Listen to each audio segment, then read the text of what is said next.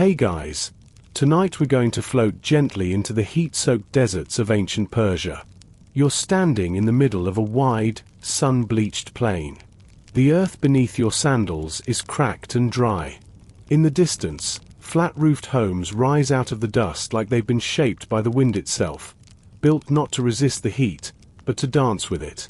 Tall towers puncture the skyline, not chimneys, not minarets, something else entirely.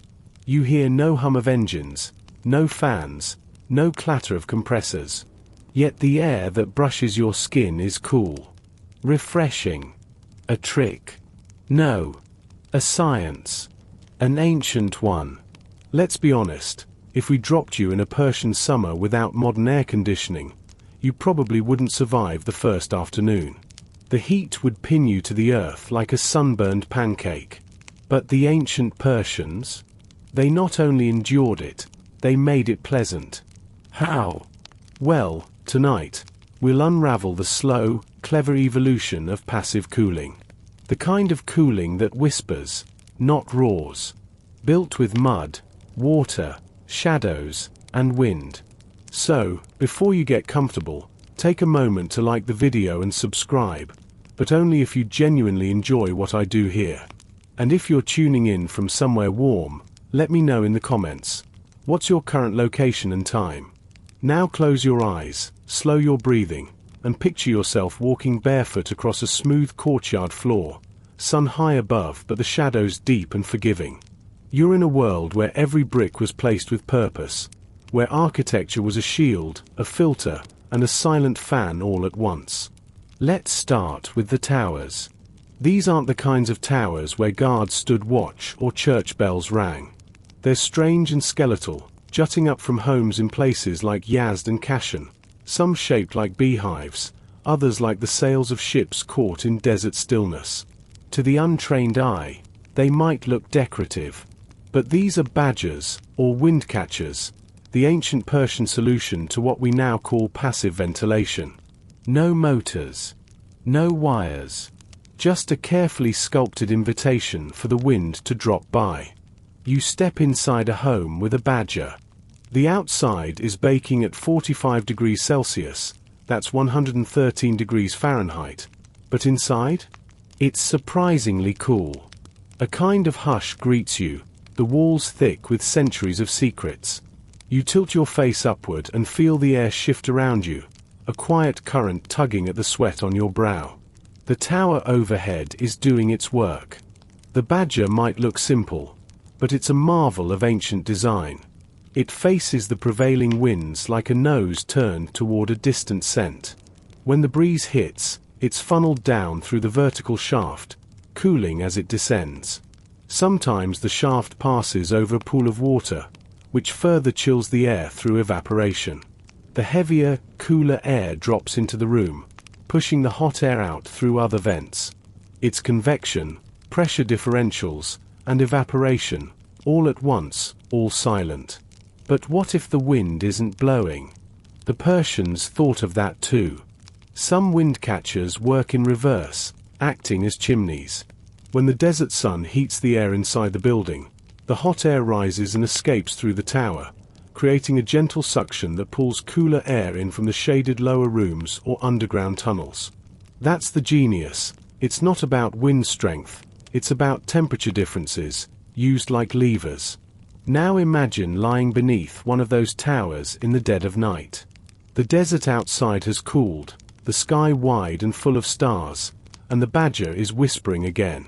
A breeze filters in, runs across your skin, and you realize, this place doesn't just survive the climate. It partners with it.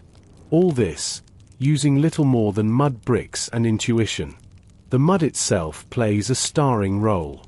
These aren't modern cement blocks. Persian builders used adobe, a humble mix of clay, sand, straw, and water. It dries under the sun into a material that breathes with the climate. During the scorching day, the thick mud walls soak up the sun's heat slowly, keeping the inner rooms shaded and cool. At night, when the temperature drops dramatically, as it often does in deserts, the same walls release that stored heat, warming the home gently. It's as though the house itself is inhaling and exhaling in rhythm with the earth. You might be wondering, how did this knowledge come to be? There were no thermometers, no engineering textbooks. But the ancients had something else: time. Lots of it. Generations observed the land, the sky, and the wind. Trial and error over centuries created a kind of wisdom passed down not through words, but bricks and towers. A knowledge coded into the architecture. The result? Buildings that didn't just resist heat, they outsmarted it. And that brings us to a deeper truth. The badger isn't just a mechanical trick, it's a symbol. It says, we live here not despite the climate, but with it. You can't brute force comfort in a desert, not without burning something. But you can invite it, coax it, and build a home that cools you with the same grace that a palm frond offers shade. So as you lie there, eyes closed, drifting into this slow world of clay and wind, you realize, modern air conditioning hums and clanks and demands energy. But Persian cooling? It's a lullaby in architecture. The kind of innovation that leaves no trace but comfort. We'll linger in this dry landscape a little longer. You're not sweating anymore. Just listening. Now that you've felt the quiet magic of a windcatcher, let's take a few steps back, out of the towers and into the brutal sun. You're standing in the middle of the Dasht-e-Kavir, one of the vast deserts that covers central Iran. The sky is a pale, bleached blue, and there's not a tree in sight. Just miles of cracked salt flats and rocky sand dunes. If you stay out here long, your lips will dry, your skin will tighten, and your thoughts will shrink down to one instinct: find shade. Fast. This is the reality the ancient Persians faced. Their cities, like Yazd, Kashan, and Kerman, weren't perched on lush hills or beside friendly rivers. They were built in unforgiving, furnace-like terrain where temperatures often soared above 40 degrees Celsius, that's 104 degrees Fahrenheit, for weeks at a time. Rain was a rare blessing. And yet, somehow, people not only lived here, they built empires here. But why choose this brutal place? Why not pack up and move somewhere easier? The answer, as with so much in ancient history, lies beneath the surface. You're standing over a geological trick. Deep underground, melted snow from distant mountains trickles down through gravel and rock, forming hidden veins of fresh water. The Persians knew how to tap into these, something we'll explore soon. But on the surface, the heat was relentless. It wasn't just uncomfortable, it was dangerous. And this danger shaped everything.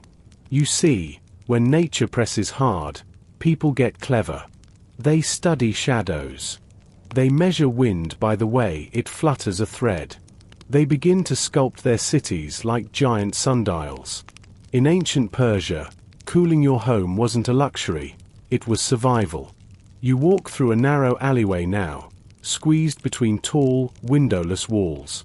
It's midday, but here, it feels several degrees cooler. Why? Because Persian architects understood something we take for granted. Urban design is climate control. They built their cities with labyrinthine lanes, high walls, and tight corners, not for defense, but for shade. These passageways, called kucheh, act like wind tunnels. The heat from the sun barely touches the ground here. You might even spot a small dome poking above the rooftops, a gonbad, designed to pull rising heat away from living spaces below. Every element had a purpose. Nothing was wasted. And it wasn't just the sun they battled, it was dryness, too. In a land where water evaporates before it hits the ground, every drop counts. That meant no decorative fountains spewing jets of water. No shallow pools for show. Water was sacred. And keeping homes cool meant not just blocking the sun, but locking in precious moisture. That's why homes were built inward. Instead of grand facades, Persian houses turned their backs to the street. The outer walls were plain, thick, and defensive, not against people, but the weather. All the beauty, the light, the greenery, It was hidden inside. Step through a low wooden door, and you enter a different world. A small internal courtyard opens up around you, surrounded by deep eaves and arched doorways. At the center, a quiet pool reflects the sky. Pomegranate trees rustle softly. The air here is still, but cool. Peaceful. You've left the furnace of the street behind. And now you begin to understand. Ancient Persian homes weren't designed for display. They were designed for balance. For temperature, for moisture, for survival. The thick walls weren't just insulation, they were time machines, delaying the heat until it could no longer harm. The layout wasn't random, it was an equation. But still, even with shade and clever walls, the raw summer heat was a daily battle. The air didn't move much at ground level, and windows couldn't just be left open. Not in a sandstorm-prone desert. They needed something more. That's when they looked up and started building wind catchers. But let's not go there again just yet. Let's linger here, in this dry garden. Feel how the walls around you rise high, casting their protective shadows.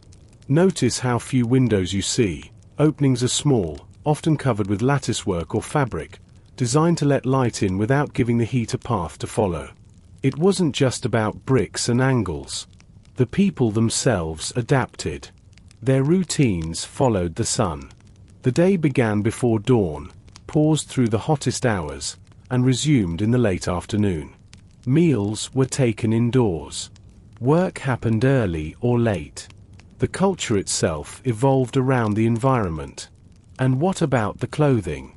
Light, loose layers, earthy tones. Nothing synthetic, of course, just cotton and linen, worn like a second shade. You imagine yourself wrapped in a soft, flowing robe, the fabric lifting slightly with each breeze. It doesn't cool you like an electric fan would, but it keeps the sun off your skin, traps evaporating sweat, and makes the heat bearable. Even the food followed the heat. Meals were light, cooling, hydrating, cucumbers, yogurt, mint, and melons. Water wasn't guzzled.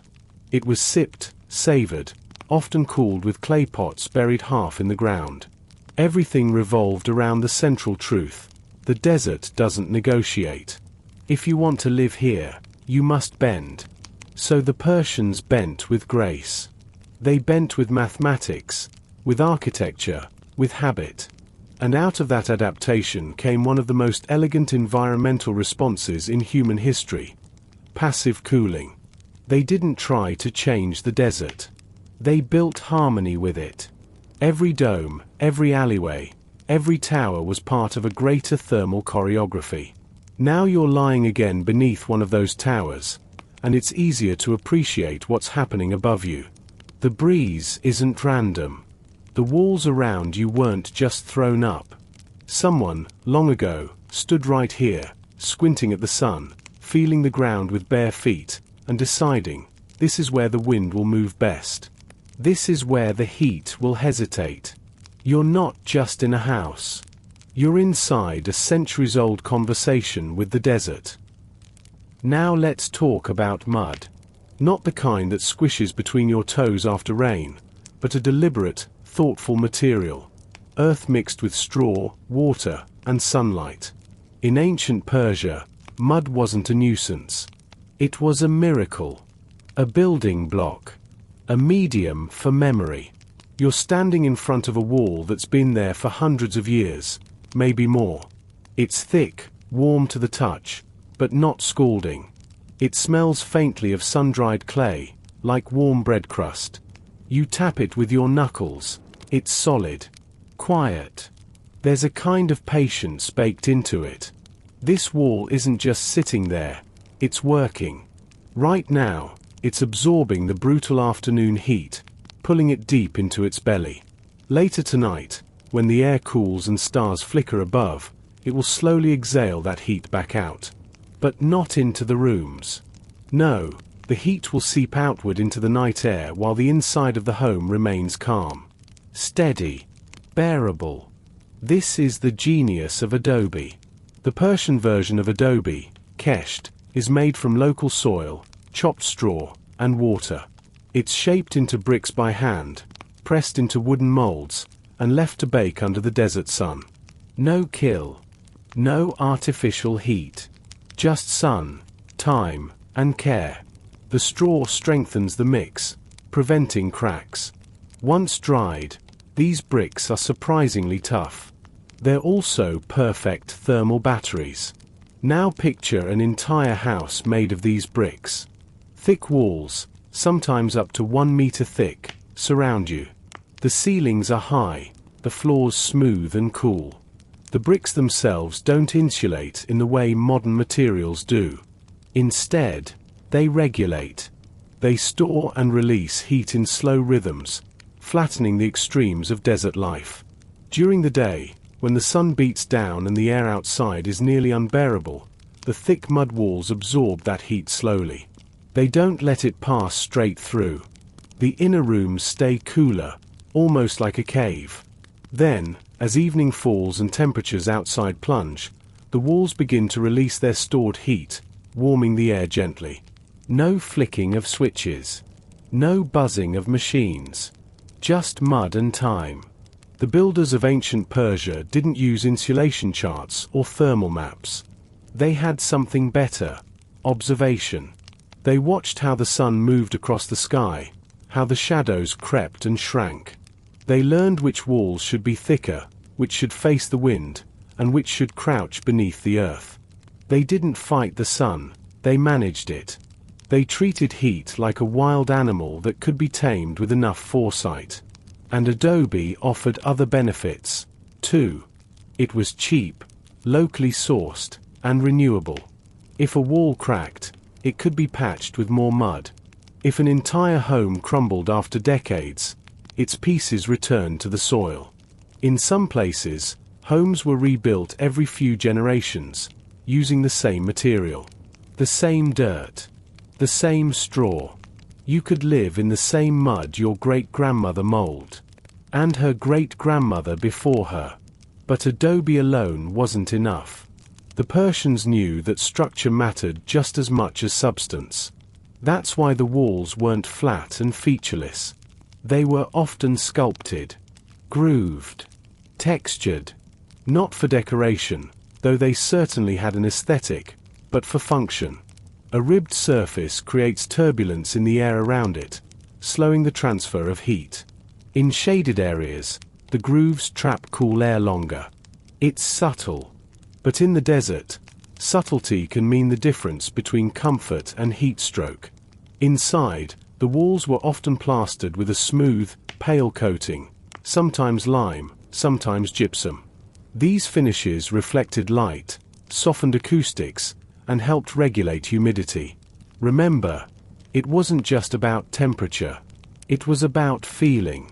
And the feeling inside an adobe home? Peaceful, quiet, gentle on the skin and ears. Now imagine building one. You're kneeling in the dust, slapping wet mud into a wooden mold. The sun is high, and your arms are coated in drying clay. You press straw into the mix with your fingers, like kneading dough. Around you, others are stacking bricks in patient rows, laying them with a thin slurry of wet mud. No cement, no rebar, no power tools. Just rhythm and skill. You can hear the slap of bricks, the scratch of straw, the distant call to prayer. The house rises slowly. The thick outer walls go up first, then the supporting arches. Each wall is positioned to take advantage of prevailing winds, shaded paths, and sun angles. Every doorway aligns with a breeze. Every courtyard is a trap for calm. Adobe requires maintenance, of course. After a heavy rain, which was rare but possible, the outer layers might need repair. But this wasn't considered a flaw. It was a relationship. You didn't just live in a mud home, you tended to it. You patched, re-smoothed, replastered. The home aged with you. And in return, it cooled you, protected you, endured heat waves and storms with equal grace. Even ceilings were often made with mud. Long wooden beams, sometimes salvaged from caravans or palm trees, spanned the rooms. Above them, reed mats were laid down, then covered with mud plaster. The result? A roof that absorbed sound, muffled the impact of heat, and could be shaped into beautiful domes. Yes, domes. In many desert cities, you'll find mud brick domes rising above the skyline like sleepy hills. These domes aren't just pretty shapes. Their curved form naturally resists heat buildup, allows hot air to rise and escape, and helps distribute structural stress evenly. You stand beneath one now, in the central room of a home, and look up. The ceiling arches gently above you.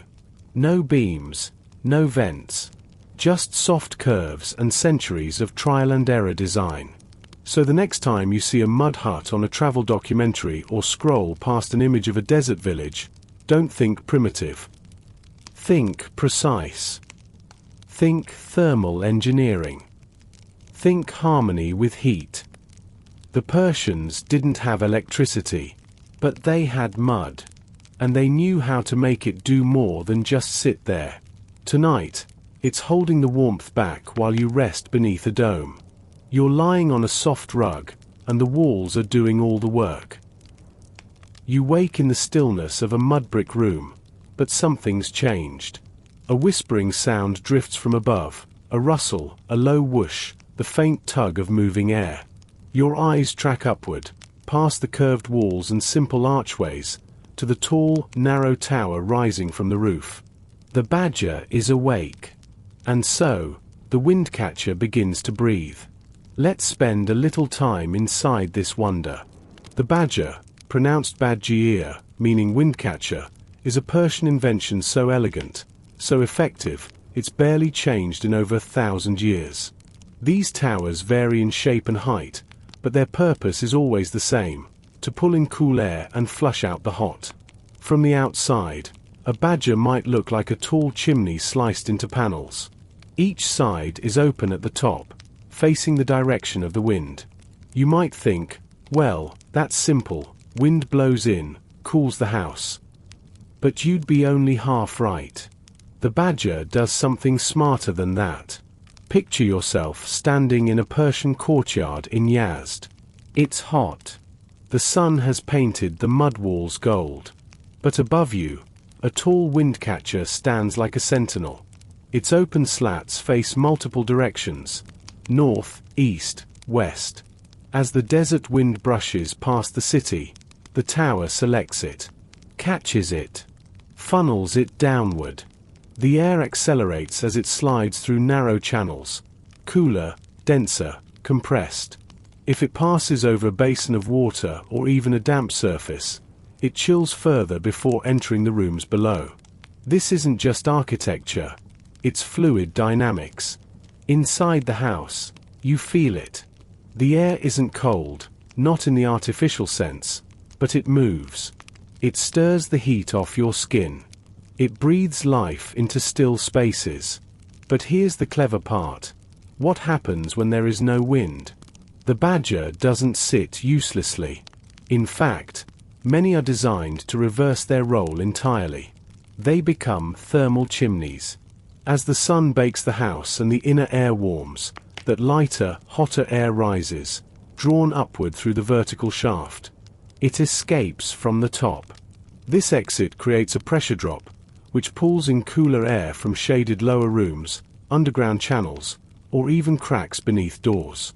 The house becomes a living lung, expelling hot breath, inhaling relief. Some towers even combine multiple shafts, some open to the wind, some shaded, some aligned with the sun's arc builders studied wind direction patterns over the years, sometimes carving narrow slits on one side of the tower while leaving another side fully open. This was passive air control, not a guess, but a science built on experience. You might be lying beneath one now. The heat outside hasn't let up, but here inside, the air moves. Your breath feels easier. You're not fighting the temperature anymore, you're resting in spite of it. These towers weren't reserved for the wealthy, either. In some neighborhoods, entire rows of homes bore badgers, tall, proud, sculpted structures.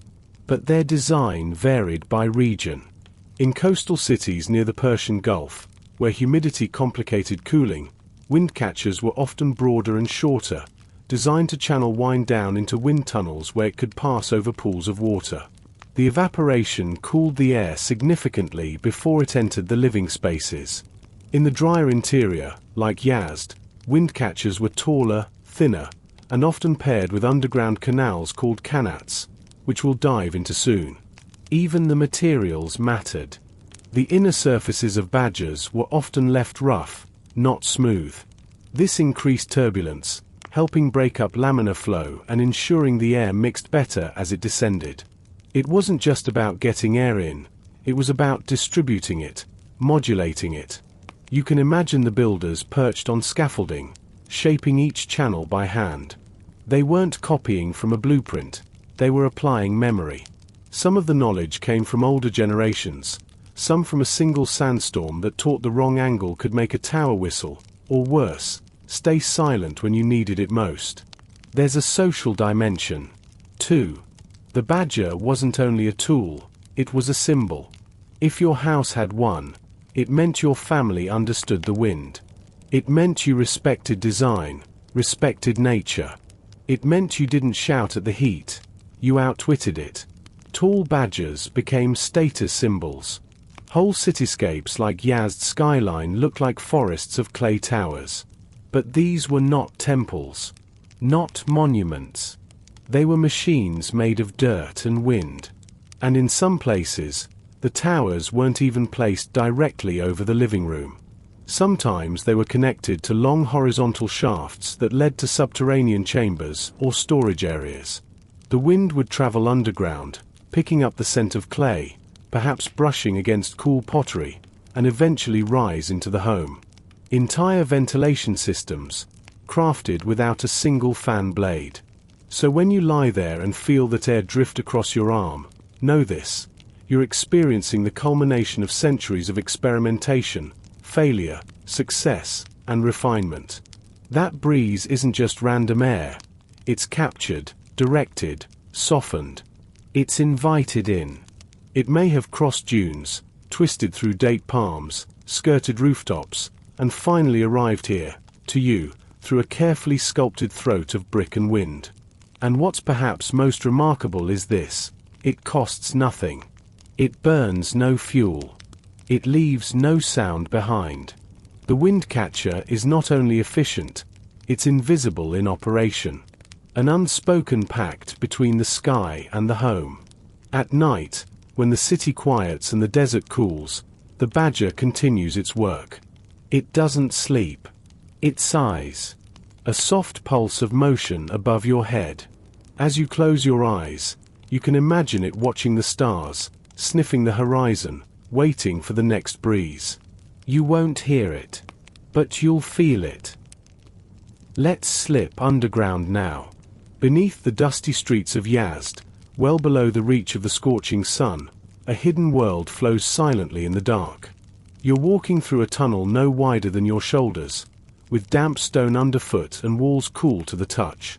There's no electric hum, no pumps, no rushing engines, just a steady trickle of water, like breath in sleep. This is a qanat, and it's one of the greatest hydraulic achievements of the ancient world. Before air conditioning, before plumbing, before reservoirs and pressure valves, there was the qanat, a network of underground water channels that stretched for kilometers, sometimes dozens of them, sloping gently from distant mountain aquifers to the heart of dry, thirsty cities. You see, surviving Persian heat wasn't just about cooling buildings, it was about managing water, and doing it quietly. In a climate where surface water evaporates almost as soon as it appears, bringing water above ground was nearly pointless. So instead, they brought it below. Imagine a snow-capped mountain in the distance. In spring, its meltwater seeps down through gravel and soil, forming a shallow underground aquifer. A clever Persian engineer would survey the land, find this water, not by digging down blindly, but by reading the landscape, measuring slope, vegetation, even the taste of the soil, and then begin to carve a tunnel from a point far downhill, angling ever so slightly toward the source. This tunnel, the qanat, would be painstakingly dug by hand. Vertical shafts, like the holes in a flute, would be bored every 20 to 30 meters to allow workers to remove soil and stone. These shafts doubled as vents, allowing the tunnel to breathe, keeping temperatures manageable during excavation. It was dangerous work. Hot, suffocating, often done in darkness. And yet, the result was nothing short of miraculous. A passive, self-cleaning, gravity-fed water delivery system that could last centuries with only minor maintenance. Now you're inside a Persian home, lying on a cool floor. Above you, the badger draws air down. But below you, something equally vital is happening. In many traditional homes, part of the qanat system was channeled directly beneath the house. Not for drinking, though it could be, but for cooling. Here's how it worked. A small subterranean room called a sherbet was built near or above the qanat. The room was made from the same thick adobe bricks, with vaulted ceilings and sometimes even domes. One or more vents connected this room to the base of the badger above.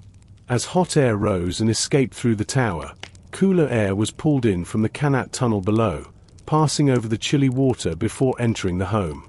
This created a gentle, evaporative cooling system that mimicked what modern air conditioners do, but without compressors, fans, or even noise.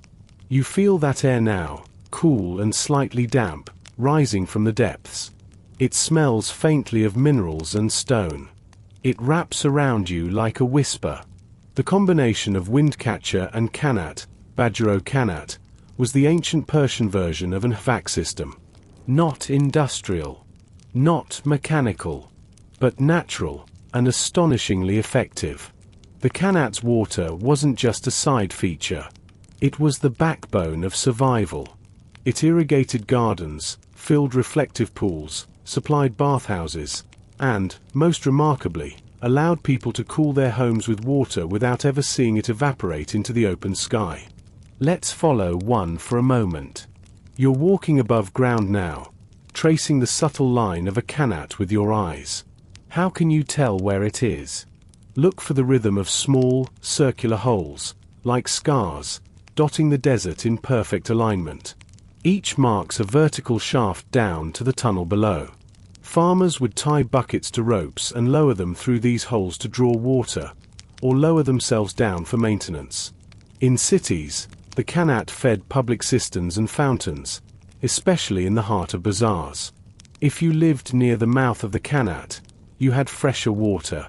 But even in distant quarters, water would arrive, cool, clean, and silent. Over time, qanats became so central to Persian life that entire neighborhoods were planned around them. A home with qanat access was valuable. A home that shared both a qanat and a badger was practically climate-proof. Even more impressive, some qanats were multi-leveled. That's right, layered like underground freeways. This allowed for strategic distribution of water across different elevations, and it helped prevent flooding during rare but intense rainfalls. The engineers knew their terrain intimately, and they kept the system alive through generations. A father would teach his son how to maintain the tunnel, how to detect a drop in water pressure, how to repair a collapse without disturbing the flow. In some regions, maintenance crews passed down their knowledge in oral traditions, a science that was sung, not written. It's humbling, isn't it? To think of all that silent engineering beneath your feet. You walk the dusty streets of Yazd or Kerman or Kashan, and below you, the earth breathes. Not just with air, but with water. It flows in the dark, feeding fountains that trickle in courtyards, cooling the tiles beneath your soles, sustaining trees that shouldn't be able to grow here at all. And when the worst of summer arrives, when the days stretch long and dry and people in modern cities crank their air conditioners to the limit, the ancient Persian home remains cool, not because of electricity, but because someone long ago carved a tunnel through stone to meet the water halfway. So tonight, as you lie in your imagined adobe room, feel the stillness. It's easy to forget what's moving. The wind, caught and curved. The water, gliding below. You're floating between two forces, one above, one beneath, each working not with noise, but with patience. And all around you, the walls wait quietly for sunset, when the earth finally exhales. You've now felt the wind from above and the water from below. You've run your hand along cool adobe walls and listened to qanats whisper in the dark. But let's not forget what the Persians were really up against: the sun. That relentless, high noon blaze that painted the deserts white with heat. If passive cooling was an orchestra, then the sun was the wild percussionist, loud, unruly, always trying to take center stage. But here's the thing, the Persians didn't mute the sun. They choreographed around it. It starts with a wall. A simple, flat surface facing south. Because in the northern hemisphere, that's where the sun strikes hardest. But this wall isn't thin. It's 1/2 meter, sometimes more, made of adobe that's been packed, dried, and arranged with care. As you stand in its shadow, you feel the change instantly. One step from the sun, and it's like you've entered a new season. The heat slips off your skin. Your eyes squint less. Even the smell of the air changes. Cooler, less metallic. The wall isn't merely blocking sunlight. It's managing it. In desert climates, daily temperature swings can be enormous, blistering by day, chilly by night. Persian architects took full advantage of this rhythm. They designed their buildings to ride the temperature curve like a wave. How?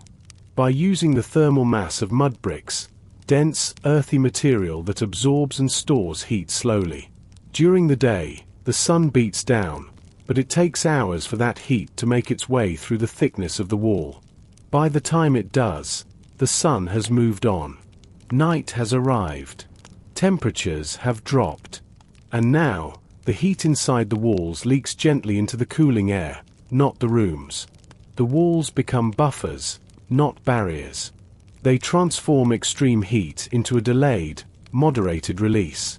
It's like time travel for temperature. Let's go inside now.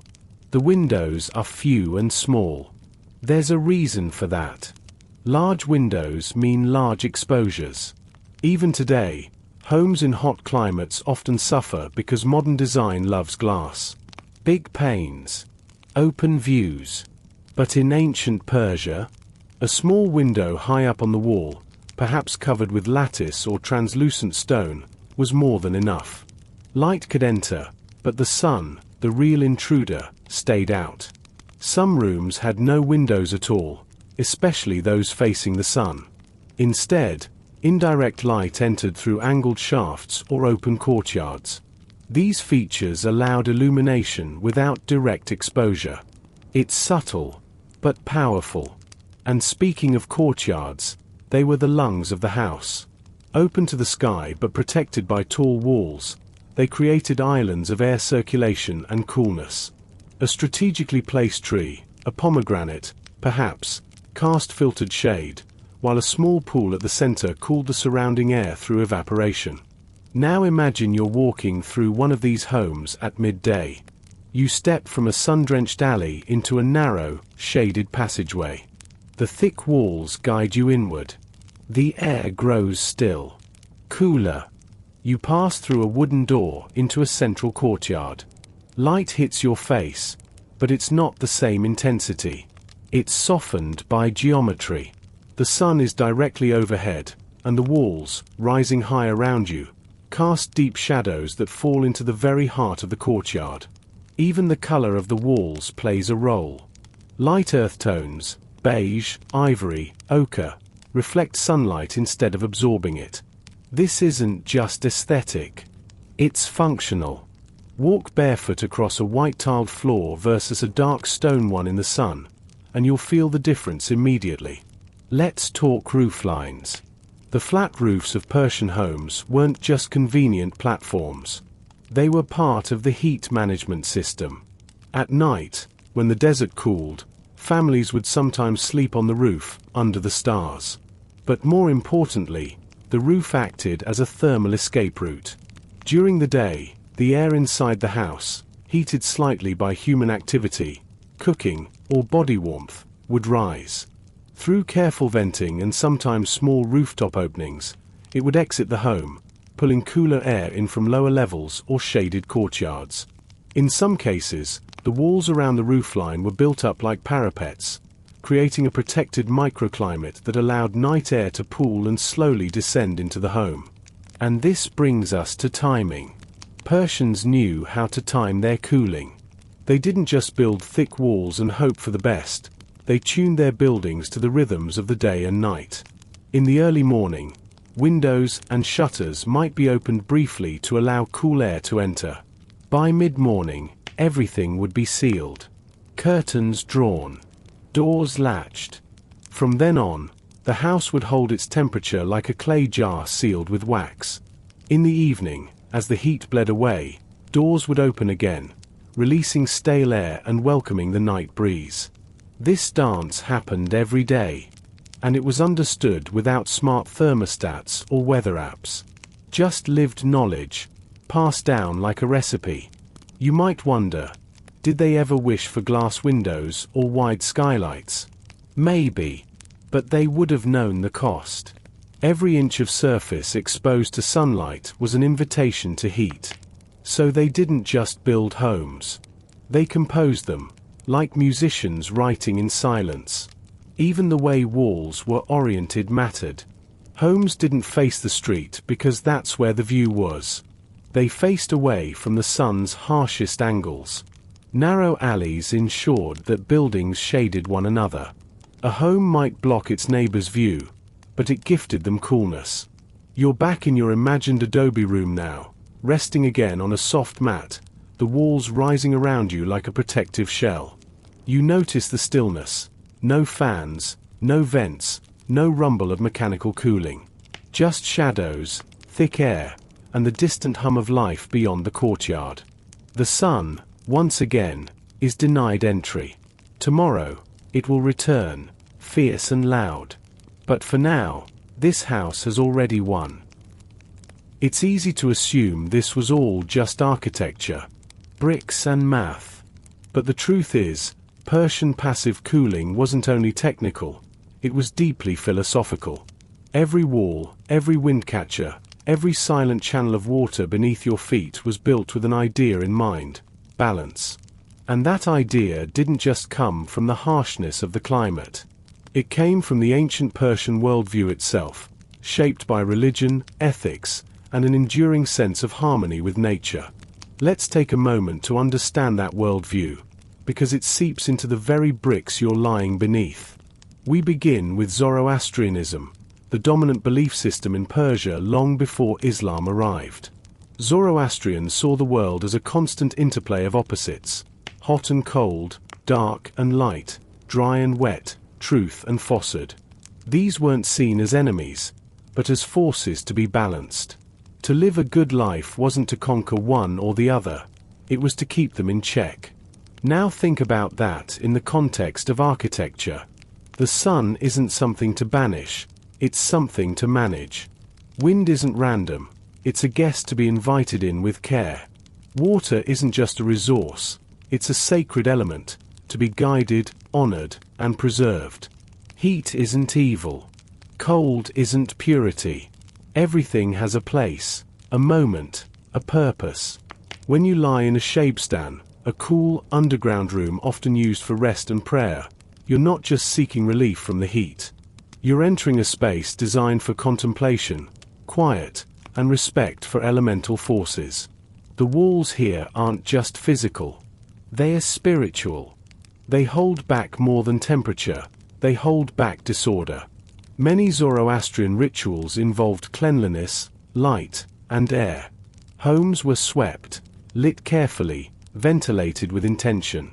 Fire was revered, not just for its flame, but for its role in purification and truth. But fire's twin, water, was equally sacred. It was protected, never wasted. Qanats weren't just plumbing, they were threads in a sacred tapestry. Their water was gathered and shared carefully, often without boasting, always with purpose. And this purpose stretched into daily life. To cool your home passively wasn't just practical. It was moral. It avoided harm. It didn't burn fuel. It didn't disturb the balance. Instead of extracting energy, it borrowed it from time, from shade, from night and day.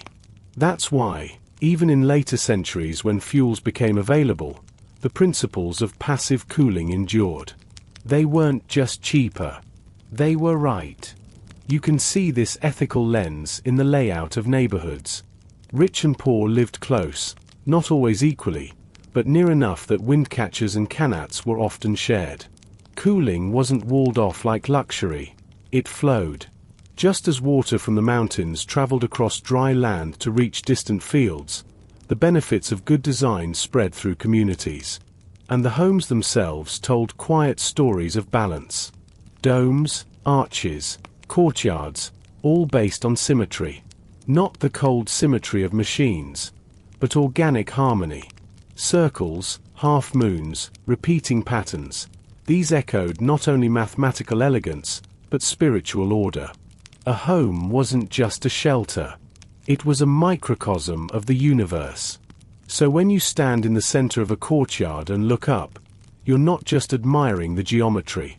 You're aligning yourself. The open sky above you is framed precisely. The sun doesn't blind. The breeze doesn't escape.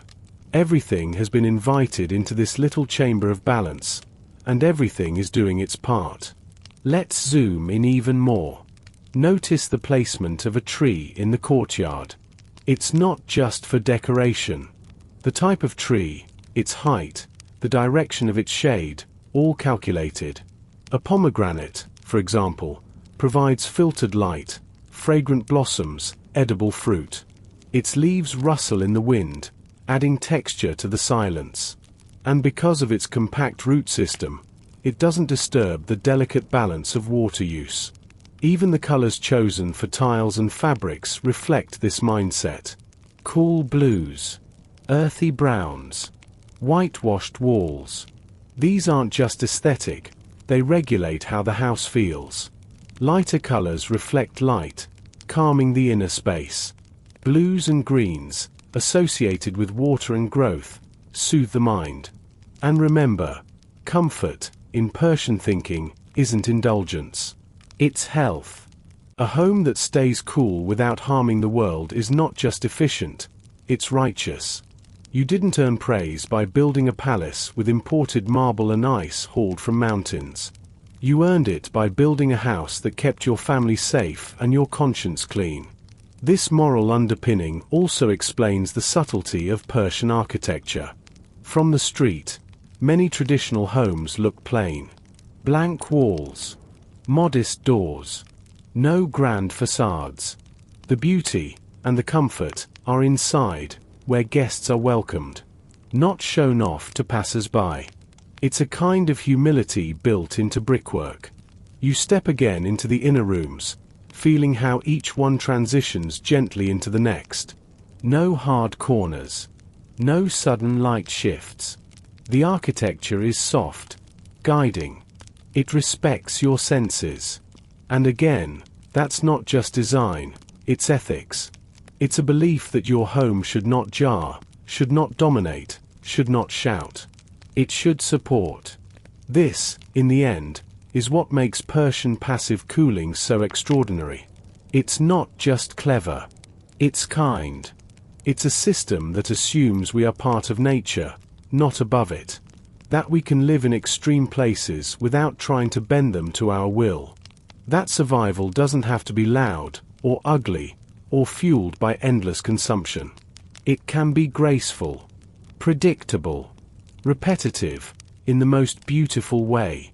As you lie there in the quiet, a breeze gently slips past you, guided by clay and conviction. Beneath you, water flows in hidden veins. The heat hasn't gone away, but it's been listened to, understood, answered with centuries of calm design. And all around you, without saying a word, your home repeats its quiet philosophy: we do not conquer heat. We live with it. The desert isn't always quiet. Sometimes, it howls. The wind rises without warning, furious, dry, and filled with dust. It comes barreling over dunes and across plateaus, churning through valleys, slamming into the walls of homes with a force that shakes shutters and rattles bones. If you're caught outside, the sand stings your skin like 1,000 tiny needles. You squint. You cover your mouth. You hurry for shelter. But step through a low door into a Persian home, and suddenly, silence. Calm. Cool. This was no accident. To survive a Persian sandstorm, a house had to do more than just stay cool. It had to defend itself against wind, dust, grit, and motion. And somehow, it had to do it with nothing more than mud, geometry, and cleverness. Let's start at the street. In many desert cities, houses weren't built in tidy rows like western suburbs. They were nestled together, shoulder to shoulder, like friends huddling against the wind. Narrow alleys twisted between them, not straight, but winding like old riverbeds. This wasn't bad city planning. It was tactical. Straight roads funnel wind. They turn gusts into gales. But a crooked alley disrupts airflow. Each twist slows the wind. Each corner breaks momentum. You walk through one now, and though the storm rages above, down here it's quieter, safer. And the walls? They are tall, windowless. Not for privacy, but for protection. The fewer the openings, the less chance for dust to invade. The walls form a barrier, a canyon of calm. They block direct sun and direct wind in one elegant move. Even the doors are strategic. Small, thick, often recessed into niches that provide shadow and shelter. A heavy wooden door closes with a satisfying thud, its surface sometimes studded with brass or iron, not for show, but to prevent warping in sudden temperature changes. Step inside, and now you're in the hashti, a small, transitional room just beyond the entrance. This chamber is more than a foyer. It's a buffer zone. A place for wind to slow, for dust to settle, for light to dim. Its walls curve softly, never allowing a straight shot of air from the outside to the inner rooms. Some even have angled ceilings to deflect upward drafts. You wipe your feet, shake off your robe, breathe easier. From here, you pass into the Darak Teston, or inner courtyard. Trees rustle in the storm, but their leaves barely stir here. The walls rise high around you, creating a microclimate that shrugs off the chaos beyond. But the real magic lies in how the air moves. Remember those badgers, the wind catchers? You might think a storm would render them useless, or worse, dangerous. But no. The Persians anticipated that, too. Many wind catchers had internal baffles or dividers, thin walls inside the tower that could block or channel air depending on its force. If the wind came in too strong, these baffles would redirect it upward, allowing dust to escape before the air descended into living areas. Some towers could even be closed off entirely using wooden slats or woven screens, controlled from inside the home. Passive cooling didn't mean passive vulnerability. The system adapted. Down below, the qanat-cooled shabestand stayed silent, unaffected. Buried beneath the earth, its temperature stable, its air clean. You descend into one now, escaping both heat and wind. The stone under your bare feet is cool, even as the storm howls above. You sit on a low platform, and someone hands you a bowl of yogurt and cucumber. A simple meal designed to cool you from within. You breathe in deeply, and it smells of damp clay and old water. Ancient air. And in this moment, you understand. Persian architecture wasn't just about fighting heat. It was about creating stillness, no matter what raged outside. Even the rooftops were designed for this. After a storm, you'd find channels carved into the flat roof surface, subtle slopes that carried rainwater or dust runoff away from entrances and courtyards. Mud plaster, when maintained correctly, resisted erosion and dried quickly. Roof access was usually limited to specific staircases, sometimes even closed off during storm season. Nothing was left to chance. Even the very shape of the building helped. Rounded domes deflected wind better than flat surfaces. Convex curves broke up pressure and pushed air upward, instead of allowing it to smash into walls. Conical towers, often used in storage areas or older cisterns, could spin the wind harmlessly around them. You lie back again, and let your mind drift. Outside, the storm is still going, whipping grit against every surface. But the sound barely penetrates.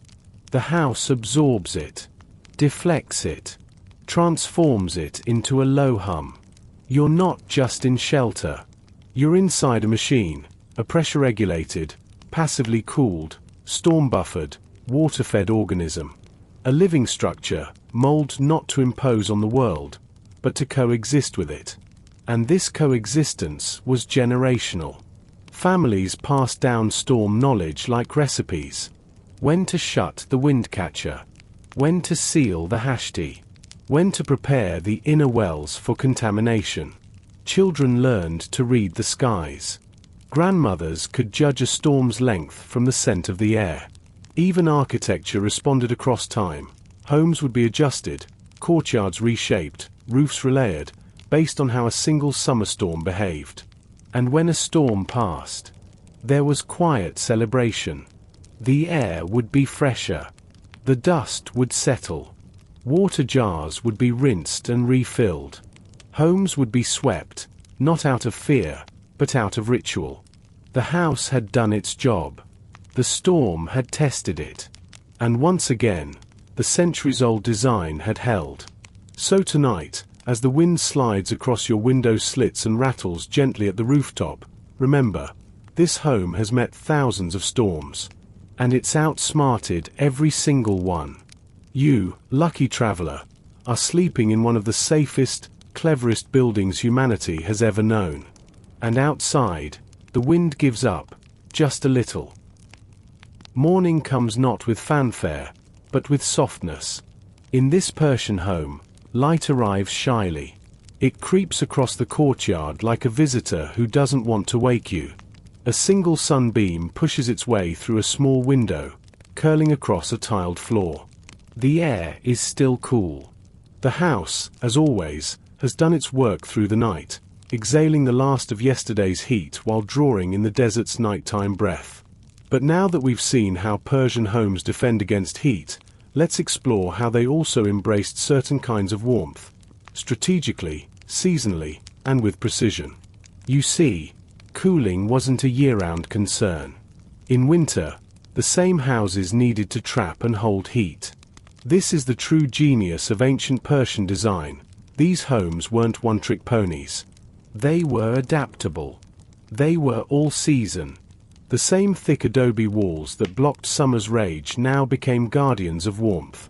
In the cooler months, as the sun arced lower in the sky, its rays could reach deeper into courtyards and rooms through higher-set windows or light wells. Builders understood the angle of the sun across seasons and used it to their advantage. They didn't install glass. They didn't need to. They positioned stone, brick, and air to catch the light just right. Many homes were built around a central courtyard, but not all rooms were used the same way year-round. In winter, families migrated to south-facing rooms, smaller, enclosed spaces with limited exposure to wind. These chambers, often raised slightly off the ground, would catch the most winter sun during the day and retain warmth longer at night. The floors were covered with layered rugs. The walls had shelves carved into them, thick with ceramic bowls, books, and jars, not just for storage, but as extra thermal mass. You sit in one now, a Zemistan neshing, or winter sitting room. The plastered walls glow gently in the morning sun. No fire burns here, yet it's warm. The heat from the sun has soaked into the bricks for hours already, even though the outside air is crisp. The windows are high and small, but perfectly placed. Light spills in. Not harsh. Not glaring. Just enough. But if the weather dipped too far, If the mountain winds blew down into the city and frost crept onto adobe ledges, there was a backup, the corsi. Now this is a piece of Persian genius we must linger on. A corsi is a low table with a thick, quilted blanket draped over it, forming a soft, tent-like dome. Underneath the table sits a small heater or a basin of glowing embers. Yes, a live heat source, usually made from charcoal or carefully managed wood coals. The family gathers around the corsi, legs tucked beneath, bodies nestled under the heavy blanket. The heat rises from the center, warming everyone close without heating the entire room.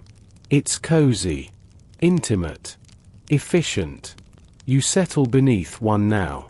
The thick cloth feels like a protective cloak. Someone hands you a steaming cup of tea, amber-colored, infused with cardamom. The warmth seeps through your hands, your chest, your toes. A cat climbs in and curls at someone's feet. Children whisper. Someone's reading a poem. This isn't just heating, it's social warmth. A room within a room. A season within the season.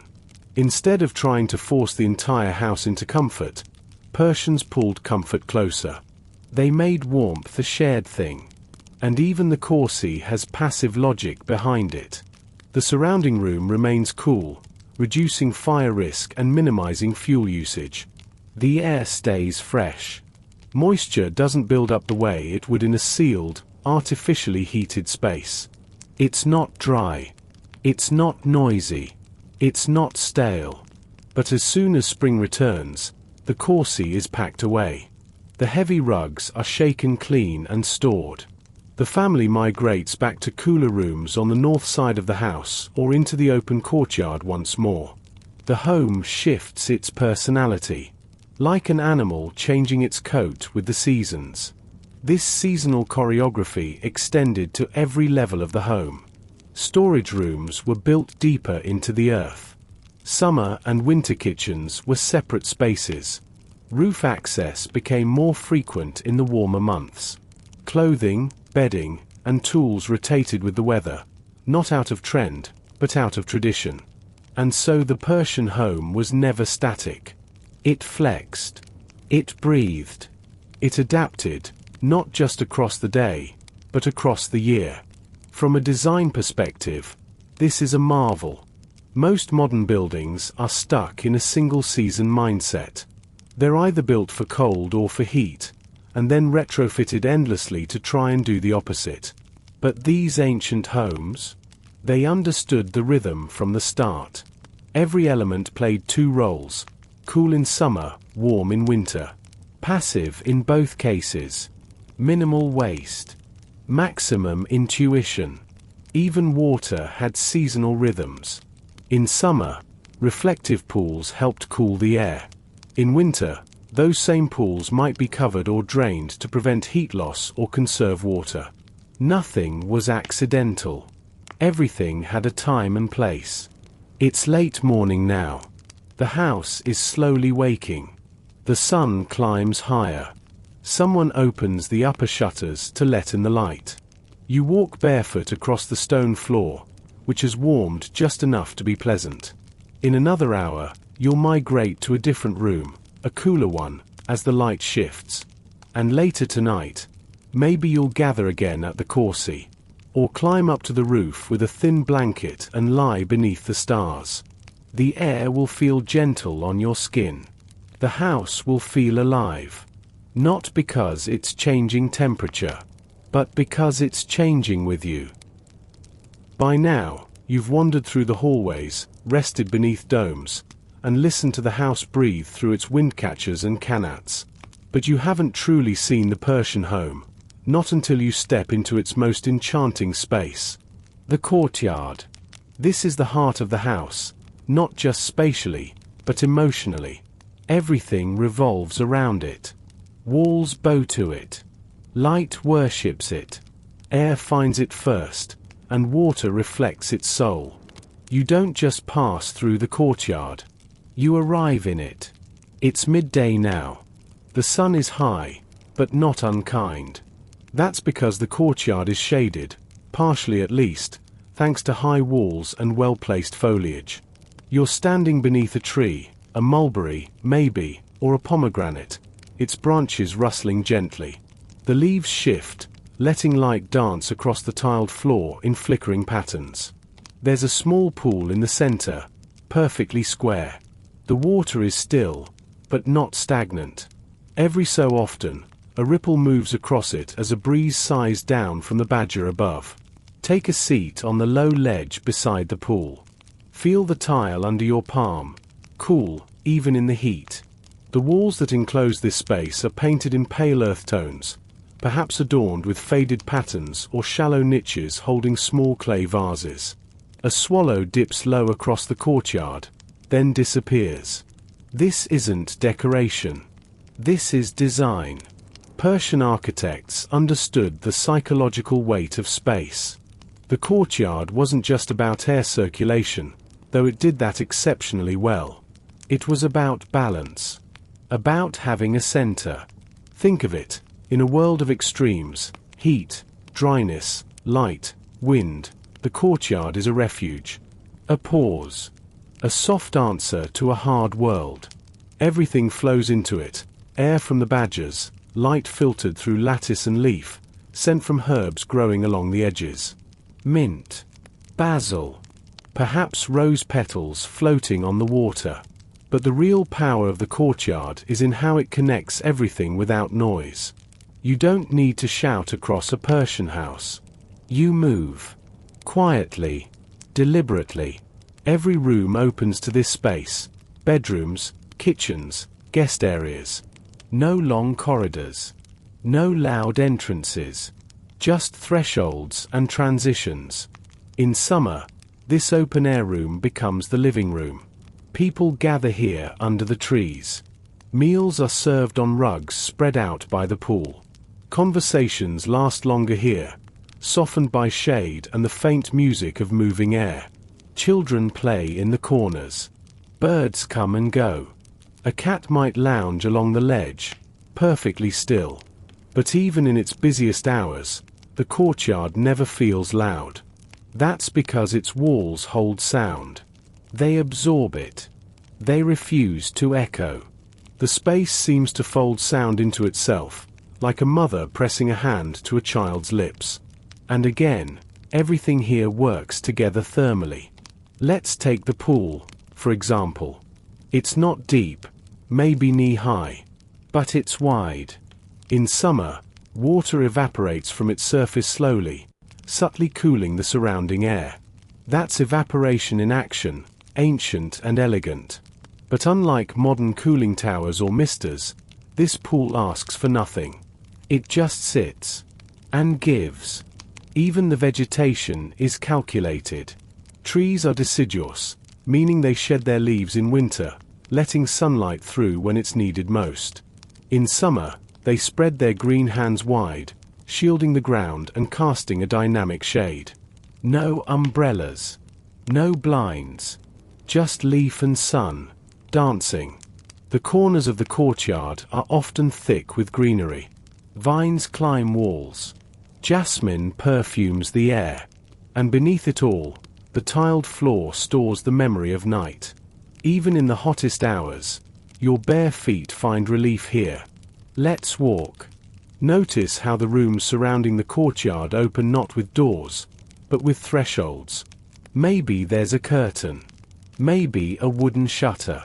But more often, it's just an arch, a dallen, or passage, leading you softly from one temperature, one light quality, one mood to the next.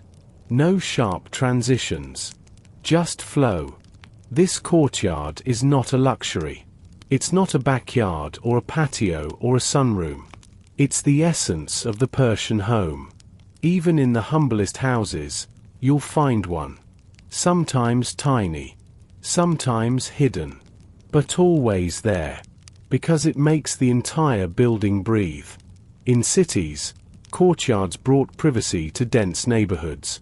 Instead of windows facing the street, exposing the family to noise, dust, and strangers, light and air came from inside. The house turned inward, not out of fear, but out of wisdom.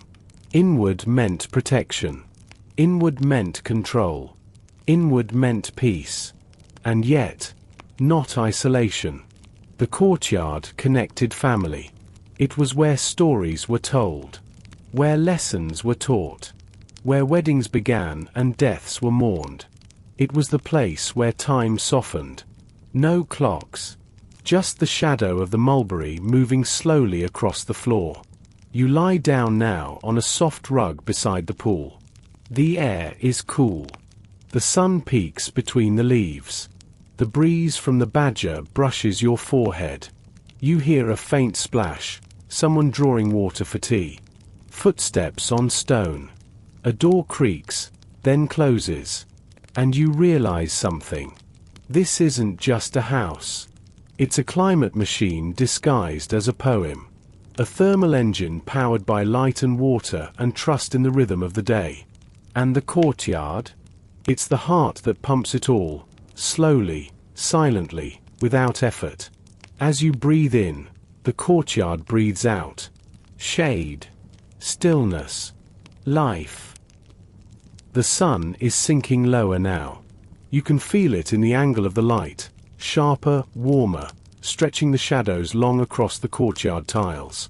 It's that golden hour when the house seems to glow from within, its adobe walls radiating back a day's worth of light, softened and filtered. The air has changed, too, lighter, cooler, as the desert begins its evening exhale. But let's turn our attention to a quieter part of the house now. One less spoken of, but no less essential, the sherbet. You've visited it before, briefly, when we walked beneath the house, where the qanat whispered in its dark tunnel. But now we'll descend properly. Not just to see it. To feel it. The sherbet is the underground chamber, often used for sleeping during the hottest months. The word itself comes from shab, meaning night. It's not just a room, it's a retreat. A space below the earth where temperature swings don't reach, where silence thickens, and where coolness isn't mechanical, it's elemental. You find the stairs tucked beside the courtyard, behind a carved wooden door. They lead downward, gently curving. The deeper you go, the quieter it becomes. No voices. No wind. Just the hush of old stone and soft air. The steps are smooth, worn by centuries of bare feet. The light dims, but the heat, miraculously, does not follow you. At the bottom, the room opens into a low vaulted chamber. The ceiling arches above like the underside of a seashell, cool and whitewashed. The floor is covered in layered rugs. The air here is still, but not stale. It feels damp, in the gentlest way. Refreshing. Like a cave beside a stream. Because just beyond the wall, the qanat still flows. Some sherbets have a small opening, like a vent or slit, that connects to the qanat channel. Air passing over the cold water is drawn into the chamber via natural convection. No fans. No pumps. Just gravity, temperature difference, and pressure doing the work. This passive system creates a temperature drop that would make a modern HVAC technician do a double take. In summer, the sherbet can be more than 10 degrees Celsius cooler than the rooms above. And it stays that way without electricity. Even in a modern heat wave, these spaces remain survivable. You lie down now on one of the cushions. The room is dimly lit, maybe a single oil lamp, or a slit of fading sunlight from a shaft above. The smell is distinct, earth, water, perhaps a faint trace of jasmine from the upper courtyard. You feel yourself unwind almost instantly. Not just because it's cooler, but because it's quiet. The kind of quiet you can feel behind your eyes. Like the house is tucking you in. In traditional Persian homes, entire families would retreat to the sherbet in summer. Not just to sleep, but to read, study, or even eat. It wasn't hidden, it was cherished. In grander homes, these chambers were elaborately decorated. Stucco arches, colorful tile mosaics, and geometric patterns that shimmered even in the low light. In simpler homes, the beauty was in the material itself. Smooth walls, deep shadows, soft acoustics. And because it was below ground, the Shabestan also had a different time. A different sound. Conversations here were lower, slower. Echoes folded quickly. There was no need to raise your voice. Everything was close, intimate, safe. Think about it. We often talk today about needing cooling centers during heat waves. Special buildings retrofitted to offer refuge when modern infrastructure fails. But the Persians didn't retrofit. They prefit. The Shabestan was the original cooling center, centuries before the term existed. Entire cities were laced with these underground spaces. Homes, mosques, libraries, even caravanserais had them. In Yazd, the ancient city of wind and sun, many Shabestans still exist. Some still in use. Others preserved as quiet relics, buried beneath new constructions. Tourists sometimes stumble into them and gasp at the drop in temperature, as if they've passed through a magical portal. But this magic is just mud and shadow. It's engineering born of empathy. Because that's what this really is, isn't it? Empathy. A builder in 900 CE who thought not just of how to stack bricks, but of how a child might sleep in the summer. Who understood how stone holds night. How water breathes coolness. How depth gives safety. In more recent centuries, as Persian architecture evolved, Shabestans were sometimes replaced with modern basements. But they never felt the same. A basement holds space. A Shabestan holds stillness. It is a room without rush. A place where the world slows by design. You glance toward the ceiling now. You notice small vents near the top of the vaulted arch.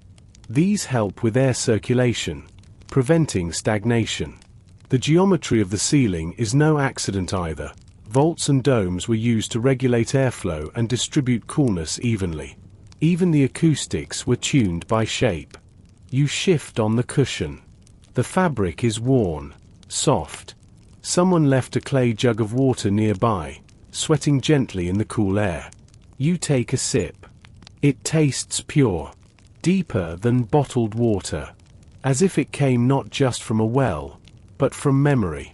In summer, this chamber is everything. But it's also more than a climate trick. It's a memory vault. A whispering room. A reminder that the best cooling isn't the loudest.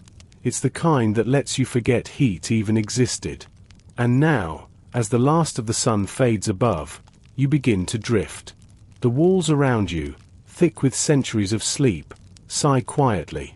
The house doesn't need to do anything more. It has already kept you cool, safe, held. The rest is up to your dreams. You awake slowly in the Shabestan. It's still cool, soothingly so, but you can sense the day has begun again. Somewhere above, in the courtyard, birds are chirping and someone is moving, the faint shuffle of sandals across tile. The house is stirring. It's time to rise, stretch, and ascend once more to the light. As you step carefully up the stairs, you re-enter the body of the house. The transition from the Shabestan to the ground floor is gentle. No jarring burst of heat, just a slow warming of air, a softening of shadow. You've moved not from cold to hot, but from one mood to another. And now we begin something different. Because while we've talked a great deal about homes, about bricks and wind catchers and earthbound wisdom, it's time to see how these same principles extended far beyond domestic walls. Let's talk about cities. Ancient Persian urban design wasn't just about placing buildings next to each other. It was about weaving them together into a thermal ecosystem. A city was a cooling network. A patchwork of shared courtyards, water channels, shaded alleys, and wind corridors that kept thousands of people comfortable, without a single machine. Take Yazd again. One of the oldest continuously inhabited cities in the world, and perhaps the greatest testament to Persian climate mastery.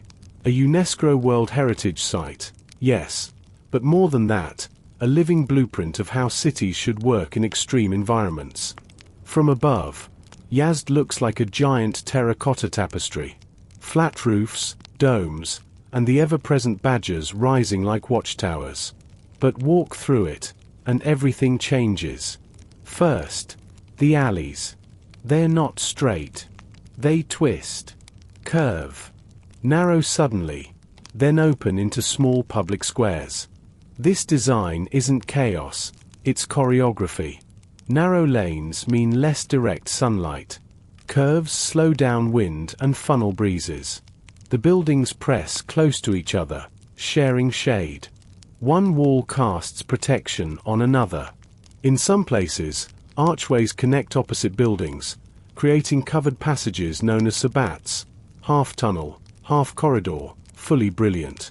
Even the ground is part of the cooling strategy. In some older parts of Persian cities, streets were dug slightly lower than ground level. The result? A gentle subterranean channel where cool air settled and pedestrians walked in partial shade. These sunken paths stayed cooler, gathered night air, and released it slowly during the day.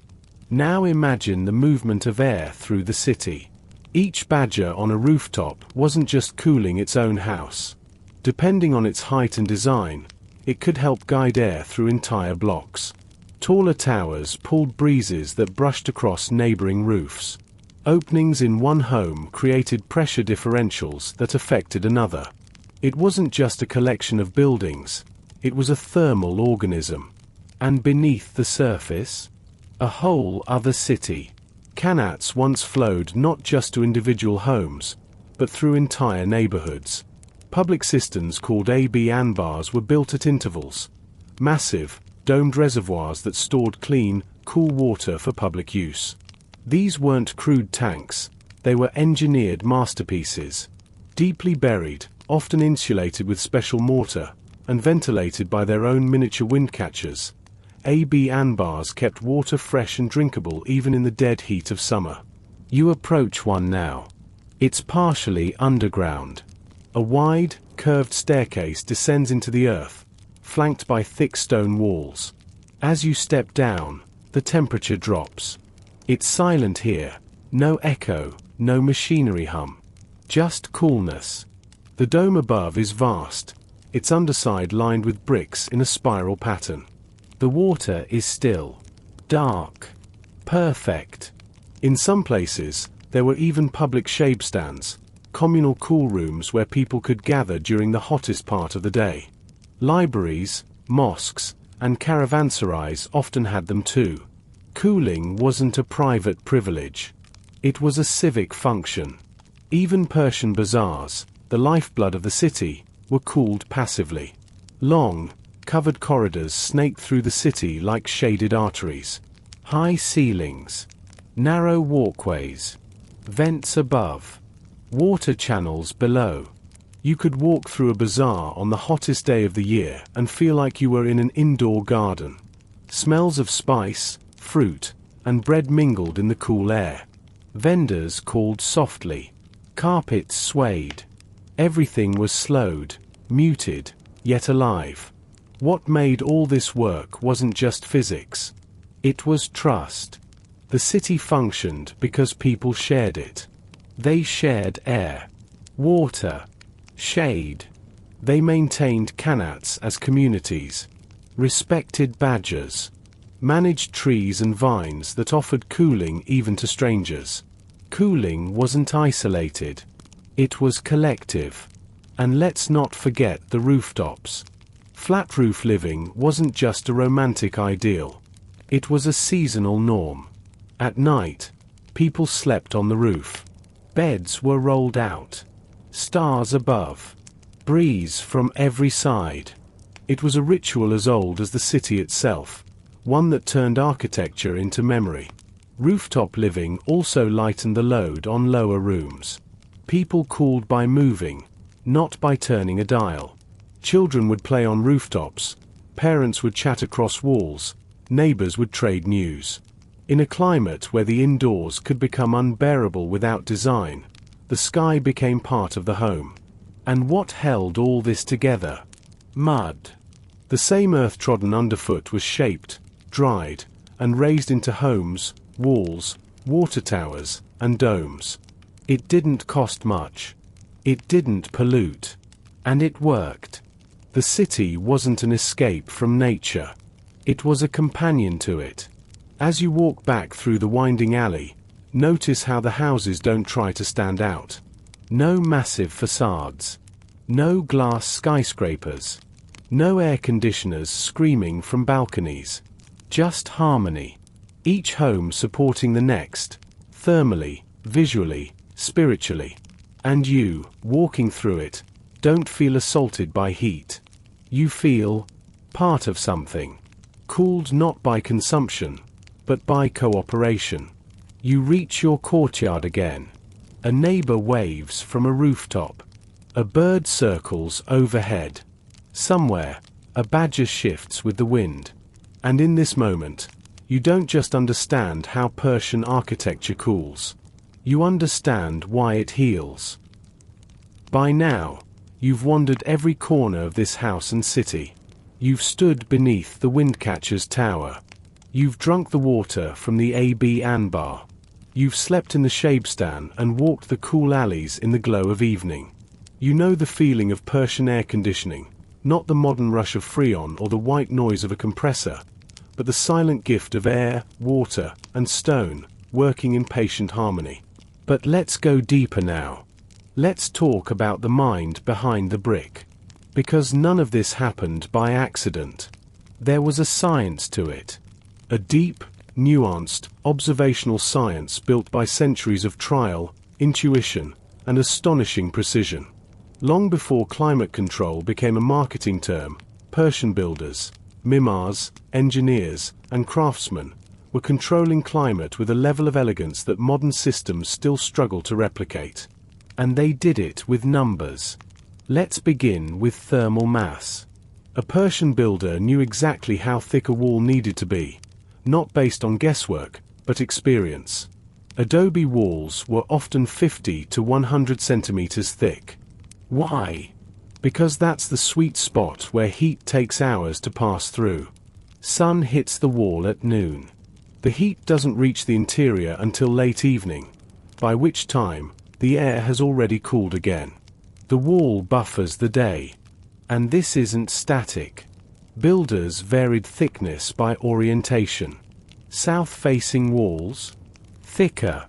North-facing ones, slightly thinner. Not because it looked good, but because it made mathematical sense. A home was a clock that beat to the rhythm of the sun. Then there's solar geometry. A good Persian home was aligned with remarkable accuracy. Builders used simple tools, string, shadow, sight, to find true north. Why? Because the angle of the sun across seasons was everything. If a window or door frame was off by just a few degrees, it could throw off the delicate play of light and heat. South-facing courtyards allowed maximum winter sun to enter and warm key rooms, while overhangs or tree cover provided shade in summer. Roof slopes were calculated to deflect wind or encourage passive cooling flow. Even the height of the windcatcher was tuned to prevailing wind patterns, not just to grab any breeze, but to grab the right one. And what about Venturi effect? Yes, Persians used it, centuries before it had a name. By designing windcatcher shafts with narrowing vents, they increased airspeed as it descended. The air entering the home wasn't just cooler, it was moving. Faster airflow meant more evaporation across interior water features, more effective air circulation, and a more complete exchange of stale interior air with fresh exterior flow. They also understood air pressure differentials. You see, when warm air rises, as it inevitably does in the Persian summer, it can be used to pull cooler air up behind it. Builders would place small vents low on the north side of a home, where shaded air was cooler, and allow warmer, stale air to exit through higher vents or windcatcher shafts. The result? A continuous, low-energy cycle of ventilation, like breathing, but architectural. This is passive stack ventilation, used today in high-tech green buildings. But the Persians didn't have terms for it. They just had results. Even materials were part of the calculation. The choice to use mud brick, for example, wasn't just economic, it was thermodynamic. Mud has high specific heat capacity and low thermal conductivity. It takes a long time to heat up and a long time to cool down. It also breathes, absorbing humidity during the day and releasing it slowly at night. Compare that to concrete or glass, which trap heat and radiate it at the worst possible moments. And tile? Glazed blue tiles weren't just beautiful, they reflected light, reducing surface temperature on key exterior walls. Whitewashed domes served the same function. Beauty wasn't just ornamental. It protected. You sit now in a corner of the courtyard, watching as someone sprinkles water across the tiles. The surface darkens. The scent of damp stone rises. The sun hits the wet ground, and just like that, evaporation begins. Instant cooling. No wires. No tech. Just sunlight and timing. This is adiabatic cooling, used today in misting fans and industrial air systems. But here, it's a garden hose and a broom. Even noise was managed. The shape of domes and vaults softened echoes. The archways between rooms broke sound pathways. Courtyards muffled the city. The Shabstan, deep underground, was a sound vacuum. In modern architecture, we call this acoustic dampening. In Persian architecture, it was just respect for silence. And here's where it gets philosophical again. Because Persian architecture wasn't just about equations, it was about experience. The numbers served the senses. The calculations were hidden behind walls of quiet and breath. You never saw the math. You felt its comfort. This is architecture not as spectacle, but as service. No performance. Just presence. And the science scaled. Builders replicated these methods in mosques, schools, bathhouses, and bazaars. They adapted the same principles to colder mountain climates and hotter southern coasts. They used locally available materials, but always returned to the same essential truths. Thick walls buffer temperature. Moving air cools better than still air. Water, placed properly, is better than a fan.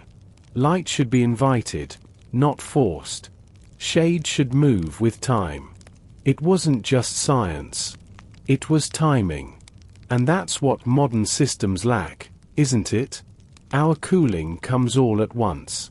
Flick a switch, and the hum begins. But Persian cooling arrives slowly. It builds across the day. By sundown, your house is ready for sleep, not because you forced it, but because you walked with it. Tonight, you lean back against the courtyard wall and think of all the calculations hidden behind this silence. The centuries of observation. The formulas scrawled into mud, baked into brick. You're not just lying in a house. You're lying inside knowledge. And it's cooling you, patiently. Evening settles across the desert like a sigh. You feel it first in the hush, the way conversations soften, footsteps slow, and the last light curls against the walls before giving way to a gentle grey. The house, as always, responds before you do. The warm day is behind you. The cool night lies ahead. And the structure shifts its rhythm accordingly, like a creature changing its breath. But now that we've walked the house, the city, and the science, let's enter the soul. Because Persian architecture wasn't just utilitarian. It wasn't just about staying alive in harsh weather. It was about how you lived. It was an aesthetic, spiritual, and emotional response to climate. And nowhere is this more evident than in how beauty and meaning were woven into every corner of the cooling system. Let's begin with light. In a typical modern building, light is often either on or off. Blinding fluorescence, harsh LEDs, brightness at the flip of a switch. But in a Persian home, light moves. It slips through wooden lattice, Orosi windows, casting shadow patterns that shift over the course of the day. These weren't just for privacy. They were light filters, timekeepers. Pieces of geometric poetry. You sit now near one of these windows. The wood is carved intricately. Stars, flowers, repeating tessellations that feel infinite when you trace them with your fingers. The colored panes glow in amber and turquoise, dappling the floor in soft mosaics. And as the sun sets, those mosaics melt away, one by one, until the window becomes nothing more than a square of darkness holding memory. This wasn't accidental. It was philosophy. To Persians, beauty was not separate from utility. Beauty was utility. If a badger called your home but looked awkward, it was incomplete. If a wind tower stood above your courtyard, it should also elevate the view. Even the water pools in the center of courtyards were sometimes designed in the shape of an 8-pointed star, a symbol of balance, of infinity, of the divine. So while that water cooled the air, it also reflected the sky. You weren't just cooling your feet. You were contemplating the cosmos. And then there's symmetry. Persian homes are often stunningly symmetrical. Rooms balance one another. Courtyards are mirrored. Archways line up in perfect succession. But this isn't rigid geometry, it's comforting geometry. It creates order in a disordered world. It calms the eye, and by extension, the soul. You walk through these spaces and feel cradled, not confined. Even the domes speak a spiritual language. To stand beneath a Persian dome is to feel both grounded and lifted. The way it curves above you, drawing the eye upward, reflecting sound and light in subtle ways. It's like a conversation with the sky. Domes weren't just aesthetic or structural. They were sacred. Whether cooling a shabstan or capping a mosque, they reminded you that even shelter can aspire to heaven. And in that same spirit, consider the ritual of care. These cooling systems weren't just built, they were maintained, often with a kind of reverence. Mud walls had to be replastered regularly with straw and clay. Qanats needed to be cleaned, their delicate slope preserved. Wind catchers had to be inspected for cracks, their internal channels swept. This care wasn't a burden. It was a relationship. Children learned how to repack earth between the courtyard tiles with their grandfathers. Mothers taught daughters how to rinse water jars in ways that kept them cool longer. The house was a living entity, and you lived with it, not merely in it. Its comfort was a conversation, not a transaction. And what was the result? A home that did not overstimulate, overheat, or overwhelm. A home that offered serenity. Because that's the deepest secret of all. Persian architecture didn't fight nature. It didn't conquer the sun, block the wind, or seal the earth away. It danced with them. It made peace with the forces others tried to dominate. And that's why the result was not just survival, but stillness. You feel it now. You're sitting once again in the courtyard, the stars beginning to prick the sky above. The badger catches a breeze and exhales it into the upper rooms. Somewhere, a copper kettle boils slowly over a coal brazier. The scent of cardamom drifts through the air. And across from you, perhaps, someone plays a setar, the notes curling through the space like echoes from another century. You don't speak. You don't need to. The house speaks enough for both of you. You realize something then. This house is not just a building. It's a lens, through which you've seen not just how the Persians cooled their world, but how they understood it. Heat, air, time, and beauty, woven together with a thread of humility. Because what is air conditioning, truly? It's not just a matter of blowing cold air at your skin. It's about creating an atmosphere, a mood, where your body feels no urgency, and your mind forgets struggle. Where the structure disappears and comfort emerges. Where the heat of the world no longer touches you, because the house has answered it on your behalf. And so here you are, at the end of another hot day, surrounded by the earth's oldest wisdom, listening to the quiet song of bricks and breeze. The night is fully here now. You're still in the courtyard, But everything has changed. The walls, once sunlit and warm, now glow with stored heat that slowly escapes into the cool desert air. The stars have multiplied. They hang above you like they always have, unbothered, unchanged. You inhale deeply, and the air smells of earth, jasmine, and time. This is the end of the story. But not yet the end of the experience. Tonight, as we close the last chapter on why the ancient Persians invented air conditioning with mud bricks, you understand now that it was never about defeating heat. It was about living with it, coexisting with the sun, listening to the wind, designing in concert with nature, not opposition to it. And so, as we prepare to leave this house, let's sit with one final truth: these methods still work. Not in theory, in practice. Across Iran and parts of the Middle East, North Africa, and even regions of Central Asia, elements of this design still cool homes where electricity is unreliable, where heat waves are intensifying, and where the past continues to shelter the present. Let's talk about what's happened since the golden age of Persian cooling. As the 20th century dawned and electricity spread, much of the world turned away from these passive systems. Air conditioning, in its modern form, became the default. Flick a switch, and cool air flows. No more thick walls. No more courtyards. No more listening to the breeze. Just control. Immediate, absolute, and, often, unsustainable. Concrete replaced adobe. Glass replaced wood lattice. Steel towers replaced domes. And suddenly, buildings stopped responding to their climates. They began fighting them. Glass skyscrapers in desert cities. Asphalt neighborhoods without trees.